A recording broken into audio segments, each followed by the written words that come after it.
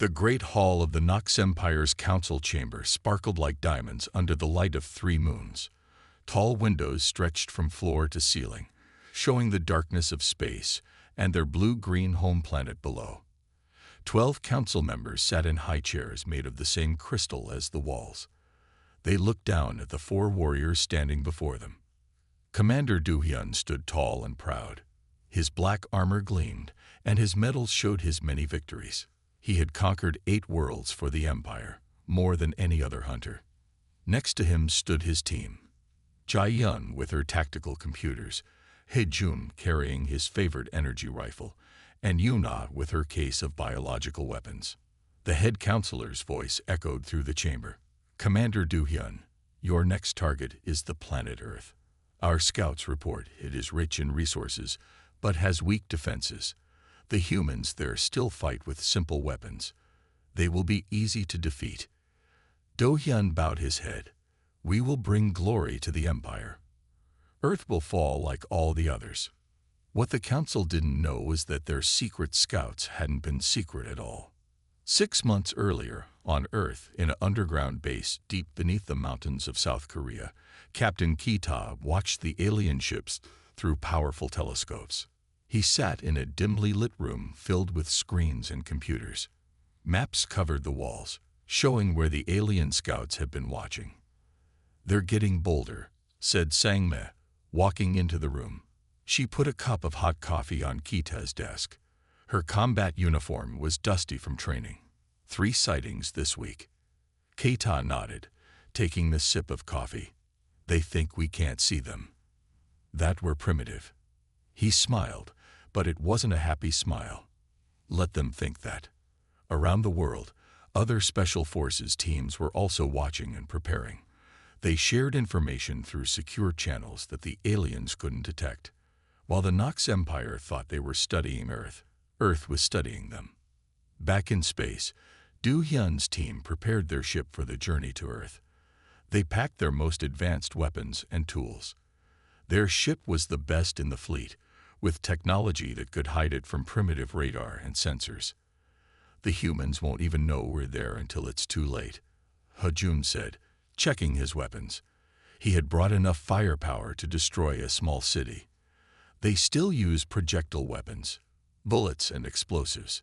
He laughed, like children playing with toys. Jae-yun wasn't laughing.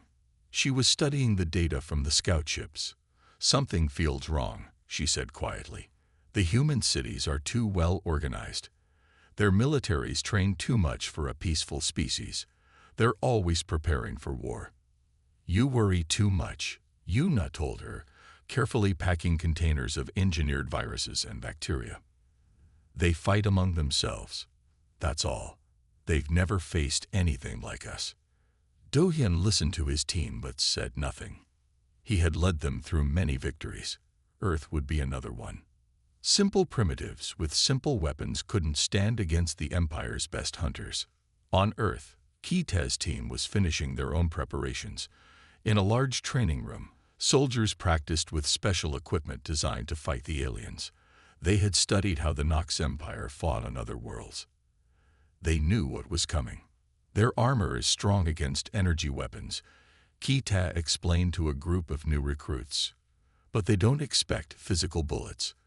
They think it's old technology, not worth defending against. He picked up a rifle. Sometimes the old ways are the best ways. Min-soo, the team's explosives expert, was testing new devices in his workshop. The room smelled of gunpowder and metal. They rely too much on their fancy technology, he said, carefully connecting wires. They don't understand that simple things can be the most dangerous. Sang-me spent her days in the forest, setting up traps and hiding spots. She knew every tree, every rock, every stream in the area. The land itself will help us fight, she told Kita. They don't know our forests. They don't know our mountains. Nature will be our ally. The alien ship entered Earth's solar system 3 weeks later. They passed Jupiter's moons, then Mars, moving closer to their target. Do-hyun studied Earth through the ship's viewers. The blue planet looked peaceful, harmless. Look at all that water. He said.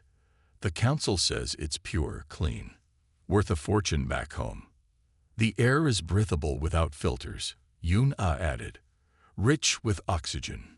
Perfect for colonization. Jia-Yun was quiet, still studying her screens. She noticed something odd about Earth's satellite network. The positions seemed too perfect, too carefully planned. But she kept her doubts to herself. Do-hyun didn't like people questioning the mission. The ship landed at night in a forest clearing. They had chosen South Korea because its mountains would hide their base, and its smaller size would make it easier to control. They didn't know they had landed exactly where Kita's team wanted them to land. Base camp established. Hejun reported, setting up their defense systems. No signs of detection. Local communications show no unusual activity. Do-hyun walked outside the ship, breathing Earth's air for the first time. It smelled different from any world he had visited. Rich with life. Complex. His armor sensors showed thousands of different life forms just in the surrounding forest. Birds, insects, small animals, countless plants. This world is so busy, Yuna said, taking samples of everything. So many species living together. It's beautiful in a primitive way. In his command center, Kita watched the alien ship through hidden cameras. Everything was going according to plan. The aliens had chosen the landing site that looked most attractive, most isolated. They didn't know about the special forces base deep under the mountain behind them, or the network of tunnels and bunkers throughout the forest. They're setting up their perimeter exactly as expected, Sang-mai reported. She was watching from a hidden position in the trees. Her camouflage made her invisible, even to the aliens' advanced sensors. Standard Nox Empire protocol, just like the intelligence report said. Keita nodded. The aliens were predictable. They always followed the same patterns, used the same tactics. It had worked for them on other worlds, so they saw no reason to change. Should we disable their communications first? Minsu asked. He was ready to trigger electromagnetic pulses that would interfere with the aliens' equipment, cut them off from their orbital support. Not yet, Kita said. Let them get comfortable first. Let them think they're in control. He looked at the screens showing the alien hunters setting up their base. They think they're the predators here. Let them keep thinking that for now. Do-hyun called his team together inside the ship. Holograms showed maps of the surrounding area. We'll start with this region, he said, highlighting the nearby cities. Gather intelligence, identify their leaders, prepare for the main invasion force. Standard procedure. Their military bases are here, here, and here, Jia-Yun said, marking locations. Primitive but numerous. They have many soldiers. Numbers won't help them against our weapons, Hejun said confidently. Their bullets can't penetrate our armor. Their vehicles are slow and weak. Their aircraft are simple to detect and destroy. I've prepared special viruses for their population centers, Yun-Ah added. They have no defense against our engineered diseases. We can weaken them before the main attack begins.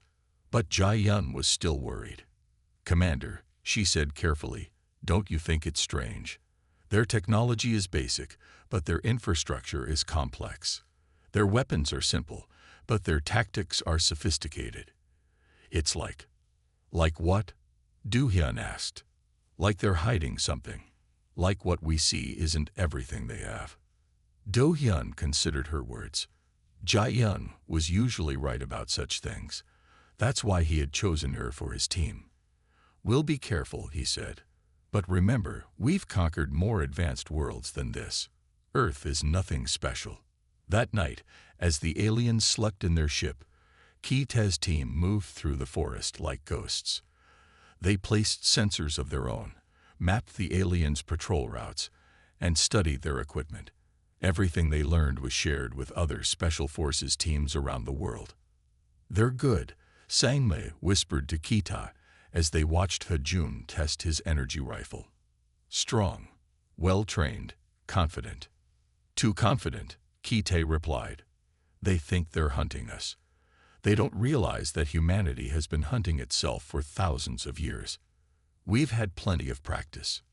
In the coming days, the aliens would learn just how much practice humanity had.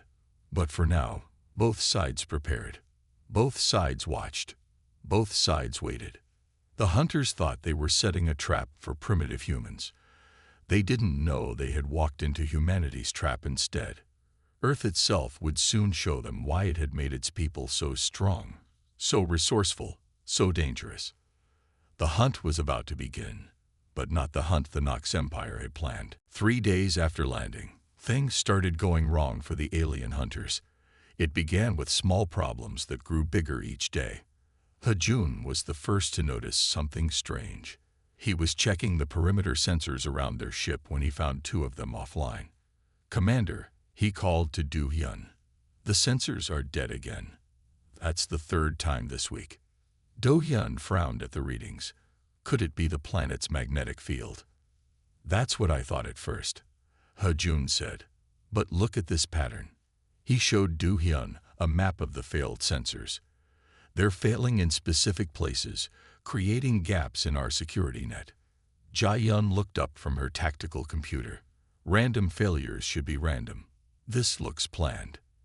"Impossible," Yuna said from her laboratory area. "The humans don't have technology that can detect our sensors, let alone disable them." She was still trying to understand why her test viruses weren't spreading properly in Earth's environment. Their science is too primitive. But more problems kept appearing. Their scout drones started disappearing. First 1, then 3 more. The drones would fly out on patrol and simply vanish. Their signals would cut off suddenly, and nothing would be found when search teams looked for them. "The forests are too thick," Hajun complained, returning from another failed search. "We can't see anything through these trees. And there's too much life. Too many heat signatures from animals. Our sensors can't tell what's important and what's just local wildlife." Kaita watched the aliens' growing frustration through his hidden cameras. His team had been busy. Every night, they moved through the forest, disabling alien equipment and gathering intelligence. They learned quickly that the aliens' advanced technology had weaknesses. "Their sensors are powerful but too sensitive," Sang Mai explained during a team meeting. She had just returned from planting false heat signatures to confuse the alien hunters. "They pick up everything, so they have trouble finding specific targets. Earth has too much life for their systems to handle." Min Su nodded, cleaning his hands after working with explosives. "And their computers expect technology to behave in certain ways. They look for energy signatures, radio waves, radiation. They don't expect simple mechanical traps or basic physics." The aliens' problems got worse when it started to rain. Earth's weather was unlike anything they had seen before. The rain lasted for days, heavy and constant. It interfered with their equipment and made their armored suits uncomfortable. "The water is getting everywhere," Hajun said, trying to clean his energy rifle again. "Nothing stays dry. How do the humans live like this?" Jae-yun watched the rain through the ship's windows. "They've lived here for thousands of years. They've adapted to everything this planet can do. We've been here less than a week, and we're already struggling." Do-hyun didn't like hearing such talk. "We are the Empire's best hunters," he reminded his team. "We've conquered worlds more dangerous than this. A little rain won't stop us." But it wasn't just the rain. Strange things started happening at night. Tools would go missing. Equipment would be found broken or moved. Once, they woke to find their ship's outer hull covered in some kind of sticky substance that took hours to clean off. "It has to be the humans," Jae-yun said. "They're testing us, learning about our weaknesses. But we haven't detected any human activity near the base," Hajun argued. "No footprints, no heat signatures, no electronic signals. Nothing." What they didn't know was that Kita's team had studied the aliens' detection systems carefully. They knew exactly how to avoid them. They used the forest itself as cover, moving through hidden tunnels and camouflaged paths that looked natural to alien scanners. "Their arrogance is their biggest weakness," Kite told his team as they prepared for another night mission. They think because they can't detect us with their technology, we must not be there. Sang-mi smiled as she applied special mud to her face and uniform. The mud contained minerals that block the aliens' thermal sensors. They forget that humans learned to hunt before we had any technology at all. The aliens tried to fight back against the unseen enemy. They set up more sensors, launched more drones, and increased their patrols. But this only gave Kite's team more opportunities to study their technology and tactics. One night, Hejun thought he finally caught one of the humans. His patrol spotted movement in the trees and fired his energy rifle. The beam hit something that fell to the ground. But when they checked, they found only a simple mechanical device made of wood and rope, designed to move branches in a way that looked like a person walking. "This is primitive technology," Hejun said angrily, kicking the wooden device. "Children's toys." But Jae-yun saw it differently. "This is clever." They knew we would shoot at movement. They wanted us to waste energy and reveal our weapons capabilities. She was starting to understand why this mission felt wrong. They're not primitive. They're patient. Inside their hidden base, Kite's team analyzed the data from the alien weapon. "Energy-based," Min-Soo said, studying the readings. "Powerful but predictable. And it uses a lot of power. Each shot drains their batteries a little more." The aliens' frustration grew as more of their equipment failed or disappeared. They had to stay close to their ship, afraid to split up after 2 patrol teams got lost in the forest.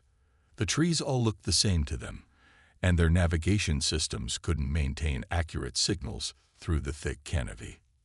Yuna tried releasing some of her bioweapons, hoping to force the humans into the open. But Earth's complex ecosystem fought back.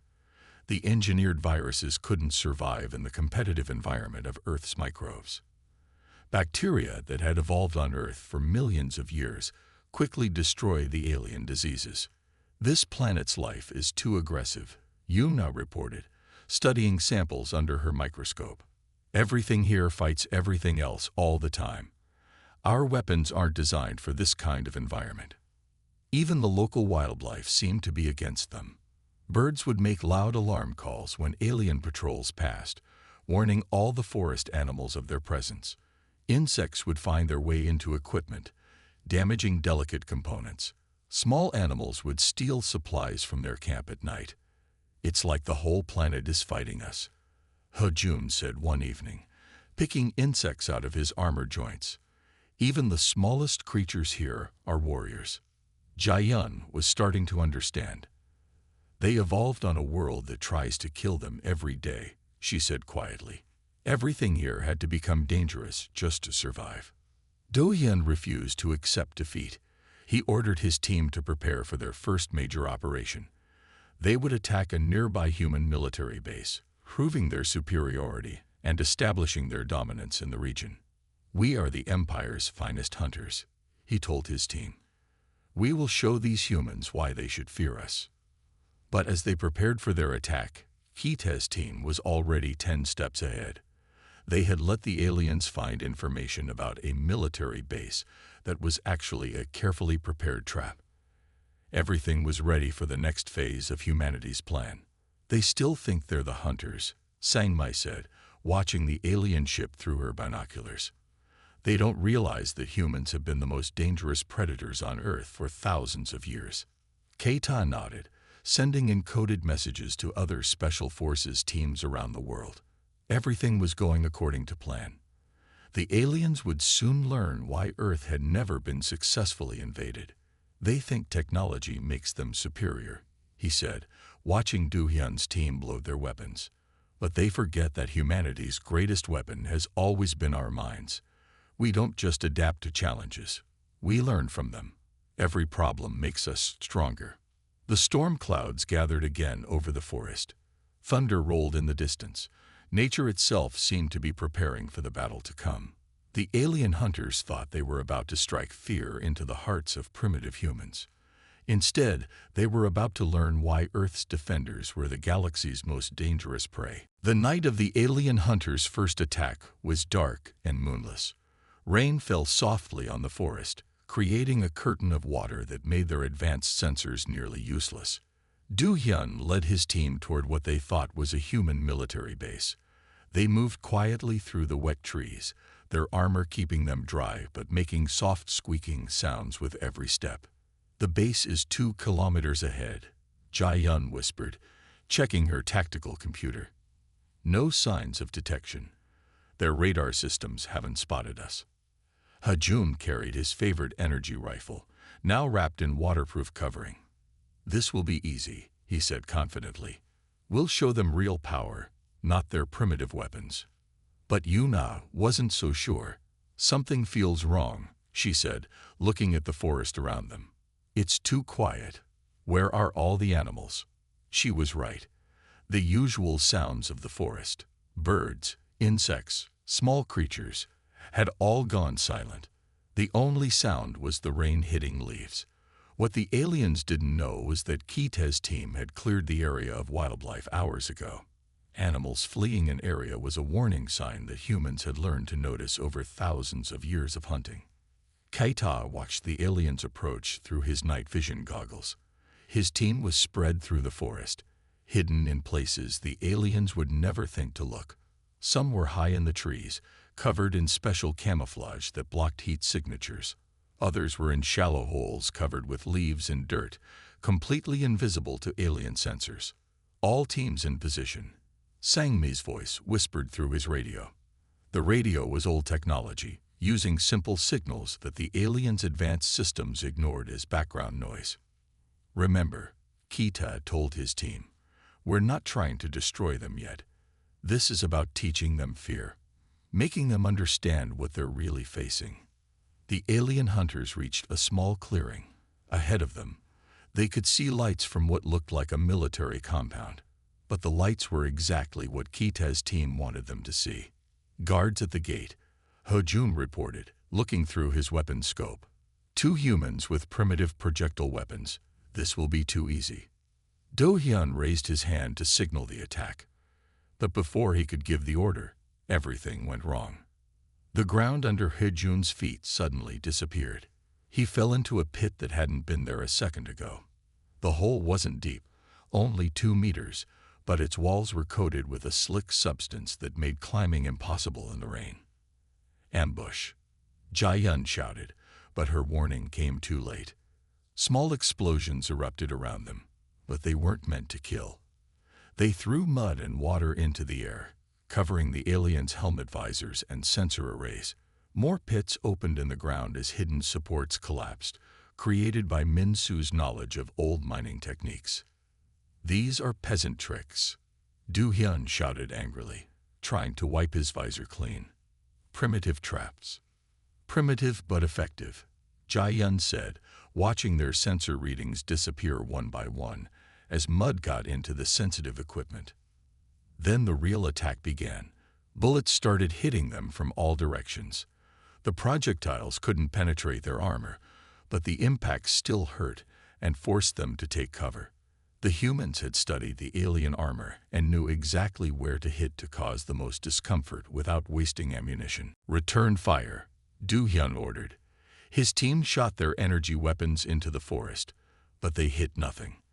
The humans had already moved from their firing positions, using the trees and rain for cover. Keita watched through his goggles as the aliens wasted power on empty forest. "They never learned to conserve ammunition," he said quietly. "They always rely on having more power, more weapons, more technology." The aliens tried to use their tactical computers to find the humans, but the rain and mud made their sensors useless. They had to rely on their own eyes and ears, just like their ancestors had done before they had advanced technology. But they had forgotten how to do this, while humans had never stopped practicing these basic skills. "Where are they?" Hajun shouted, finally climbing out of the pit. "I can't see anything." More traps activated. Nets made of simple rope shot up from the ground, tangling the aliens' legs. Branches fell from trees, not to hurt them, but to force them to move in specific directions. Every step they took was guided by Kite's plan. They're hurting us, Jai Yun realized. Like animals. She was right. Kite's team was using ancient hunting techniques, the same methods humans had used to hunt dangerous prey for thousands of years. They were forcing the aliens to tire themselves out, making them waste energy and ammunition, and slowly leading them into a final trap. Yuna tried to release her biological weapons, but the rain washed them away before they could spread. Earth's weather was fighting alongside its defenders.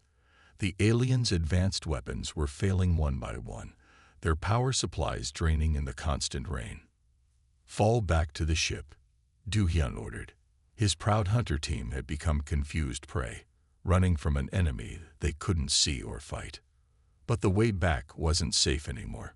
More traps waited for them, pits covered in leaves, tripwires that triggered mud explosions, nooses that caught their feet.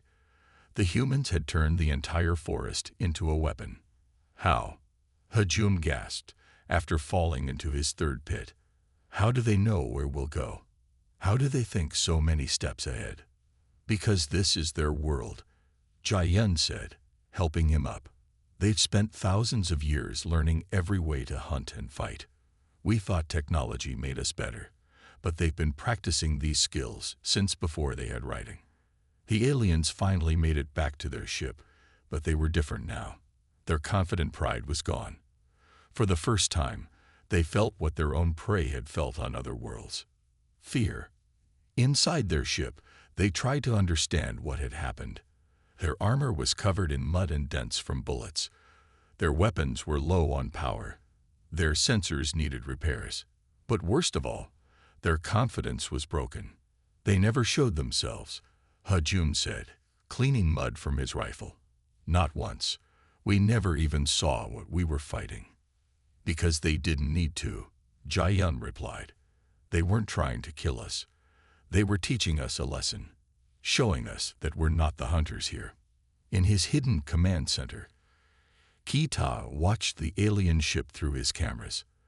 The first phase of their plan had worked perfectly. The aliens had learned that their technology couldn't protect them from Earth's oldest hunting techniques. Should we hit them again tonight? Sangmei asked, cleaning her rifle. Kita shook his head. Let them rest. Let them worry about what comes next. Fear is a weapon too, and humans have always been good at using it. The aliens didn't sleep well that night. Every sound from the forest made them jump. Their sensors kept showing movement outside, but when they checked, they found nothing. They didn't know that Kite's team was taking turns walking past their sensors, keeping them nervous and tired. The whole planet is against us, Yuna said, looking out at the dark forest. The rain, the mud, the animals, the humans, they all work together. Because they're all part of the same world, Jai Yun replied. They evolved together, shaped each other. We thought Earth was a primitive planet, but it's not. It's a planet that turns everything on it into a weapon, even the rain. Do-hyun sat in his command chair, thinking hard about their next move. His team had never failed before. They had never been beaten. But now, they were trapped on a planet that seemed to fight them at every turn, facing an enemy that had turned their own hunting techniques against them. The night grew darker, and the rain kept falling. In the forest, Kite's team prepared for the next phase of their plan.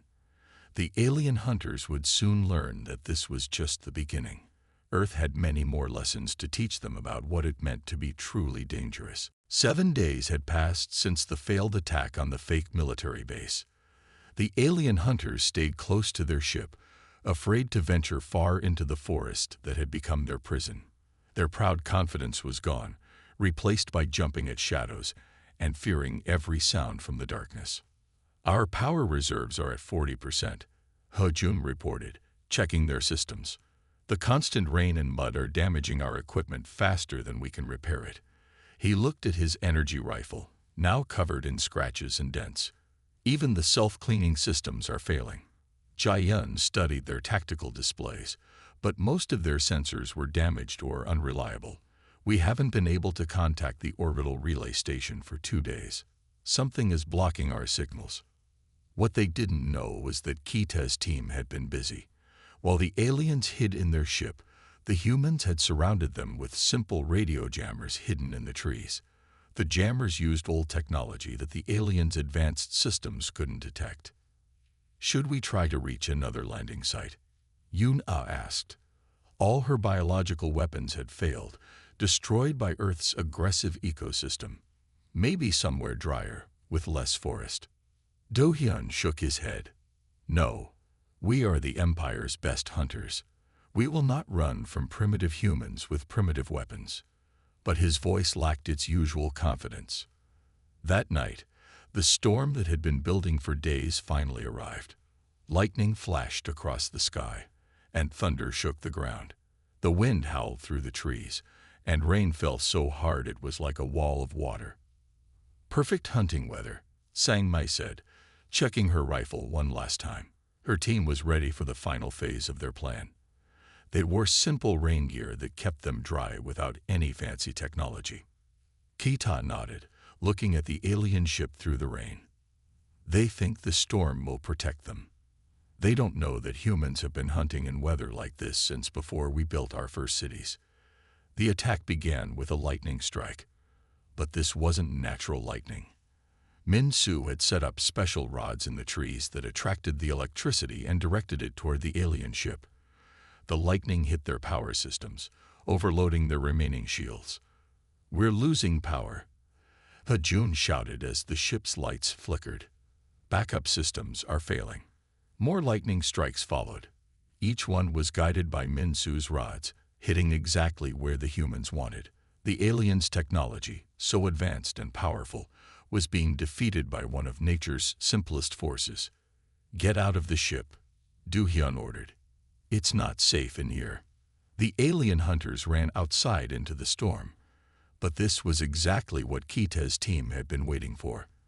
The humans had spent days preparing the battlefield, and now everything was ready. Floodlights hidden in the trees suddenly turned on, blinding the aliens whose eyes had adjusted to the darkness. The lights created a ring around them, forcing them together in the clearing. "Defensive formation," Do-hyun shouted, but his team was already exhausted and confused. Their armor was heavy with mud and water, and their weapons were almost out of power. Kita's voice came from everywhere and nowhere, broadcast through hidden speakers in the trees. "You came to our world thinking you were the greatest hunters in the galaxy," he said calmly. "But you forgot something important. Earth is the most dangerous planet you've ever visited, and we are its apex predators." The aliens fired their weapons into the forest, but they hit nothing. The humans had learned all their tactics, studied all their weaknesses. Now they were using that knowledge to dismantle the alien hunters piece by piece. "Show yourselves," Do-hyun demanded. "Fight us like warriors." "Why?" Kita's voice asked. "You're not warriors. You're just bullies with advanced toys. Real warriors adapt. Real hunters learn. You rely on your technology because you've forgotten how to be true predators." As if to prove his point, more traps activated. The ground under the aliens' feet turned to mud, specially prepared by Min-Soo to become liquid when wet. The aliens struggled to move, their heavy armor working against them. "Their weapons are almost dead," Sang Mai reported, watching through her scope. "They've wasted too much power shooting at shadows." Now the humans attacked from all sides, using simple weapons that never needed recharging. Bullets couldn't penetrate the alien armor, but they didn't need to. Each shot was carefully aimed to hit weak points, joints, and sensor arrays. The alien hunters tried to fight back, but they couldn't match human experience. Every time they aimed at a muzzle flash, the human shooter had already moved. Every time they thought they had found a pattern to the attack, it changed. "How?" Ha-Jun cried as another bullet hit his helmet, cracking his visor. "How do they always know what we're going to do?" "Because they've been fighting and hunting longer than our entire empire has existed," Jae-yun realized. Every war, every battle, every hunt taught them something new. They never stopped learning, never stopped improving. One by one, the aliens' weapons died, their power cells finally empty. They stood in the rain, 4 of the Empire's greatest hunters, reduced to helpless prey by humans using simple tools and ancient knowledge. Keita stepped out of the forest then, walking calmly toward them. His rifle wasn't even raised. Behind him came Sangmai and Minsu, and dozens of other special forces soldiers emerged from their hiding places. "Your empire sent you here to hunt us," Keita said, stopping in front of Do-hyun. "But you never had a chance. Do you know why?" Do-hyun looked at the human leader, finally understanding. "Because Earth made you stronger than us." Keita nodded. Every creature on this planet had to become dangerous just to survive. The weather, the diseases, the other animals, everything here is a predator. Humans had to become the most dangerous of all just to live. "What happens now?" Do-hyun asked. His team stood close together, their proud hunter spirits finally broken. "Now you go home," Keita said. "You tell your empire what you found here. Tell them that Earth isn't primitive. It's the most advanced battlefield in the galaxy. Tell them that humans aren't easy prey. We're the ultimate predators." The storm began to fade, but the rain kept falling. The alien hunters looked at their dead weapons, their damaged armor, their broken pride. They had come to Earth expecting to find primitive prey. Instead, they had found warriors shaped by millions of years of survival on the galaxy's deadliest world. "Your ship has enough power for one last flight," Keita told them. "Leave our world. Remember what you learned here. Remember that sometimes the most dangerous predators are the ones who don't need fancy weapons or advanced technology. Sometimes the deadliest hunters are the ones who learn their skills the hard way, generation after generation, on a planet that never stopped trying to kill them." The alien hunters left Earth that night, their mission a complete failure. As their ship lifted off, Do-hyun looked down at the dark forest where they had been so thoroughly defeated. He understood now why no empire had ever conquered Earth. Its people weren't just defenders. They were the perfect combination of intelligence and savagery, of patience and power, of technology and primal skill. In his command center, Keita watched the alien ship disappear into the clouds. "Do you think they learned their lesson?" Sangmai asked. "They learned what every predator on Earth learns eventually," Keita replied. "On this planet, everything is deadly, everything is dangerous, and humans had to become the deadliest of all just to survive."